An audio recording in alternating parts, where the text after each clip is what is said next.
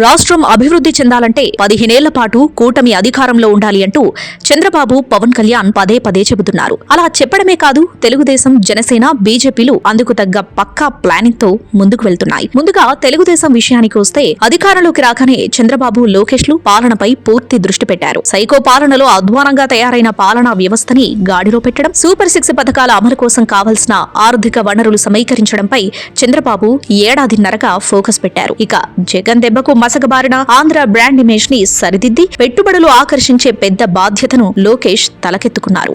వీరిద్దరిది కృషి ఫలించి రాష్ట్రం ఇప్పుడిప్పుడే కోలుకుంటుంది. గూగుల్, కాగ్నిజెంట్ లాంటి పెద్ద సంస్థలని వైజాగ్ కి తీసుకురావడం ద్వారా సగం విజయం సాధించారు. జూన్ లో భోగాపురం ఎయిర్పోర్ట్ ప్రారంభమైతే ఉత్తరాంధ్రలో అభివృద్ధి ఊపందుకుంటుంది. రాష్ట్రానికి కూడా ఆదాయం పెరుగుతుంది. Chandrababu quantum computers, data centres మీదే కాకుండా రైతులకు వెంటనే ప్రయోజనం కలిగించే సాగునీటి రంగంపై కూడా దృష్టి పెట్టారు. నేడు పోలవరం ప్రాజెక్టు పరిశీలించి పురోగతిని సమీక్షిస్తున్నారు. గోదావరి పుష్కరాల నాటికి పోలవరం పూర్తి చేయాలని టార్గెట్ గా పెట్టుకుని పనిచేస్తున్నారు. పోలవరంతో పాటు రాష్ట్రంలో పెండింగ్ లో ఉన్న ఇతర సాగునీటి ప్రాజెక్టులను కూడా త్వరలో సందర్శించి వాటిని కూడా 3 ఏళ్లలో పూర్తి చేసేలా ప్రణాళిక సిద్ధం చేస్తున్నారు. అయితే చంద్రబాబు, లోకేష్లు పాలనలో మునిగిపోయి పార్టీని పట్టించుకోవడం లేదు అనే ఆవేదన క్యాడర్ లో ఉండేది. ఇది గమనించిన చంద్రబాబు, లోకేష్ 3 నెలలుగా పార్టీపై ఫోకస్ పెట్టారు. వారానికి ఒక రోజు పార్టీ కార్యాలయంలో చంద్రబాబు క్యాడర్ ని కలుస్తున్నారు. లోకేష్ కూడా వారానికి ఒక రోజు పార్టీ ఆఫీస్ లో ఉంటున్నారు. జోనల్ కోఆర్డినేటర్స్ తో లోకేష్ తరచూ సమీక్ష చేస్తున్నారు. కొత్తగా పార్లమెంట్ కమిటీలు పూర్తి చేశారు. దీనితో పార్టీలో అసంతృప్తి తగ్గుతుంది. క్యాడర్ లో ఉత్సాహం పెరుగుతుంది. ఇక పవన్ కళ్యాణ్ కూడా పంచాయతీరాజ్ శాఖ మంత్రిగా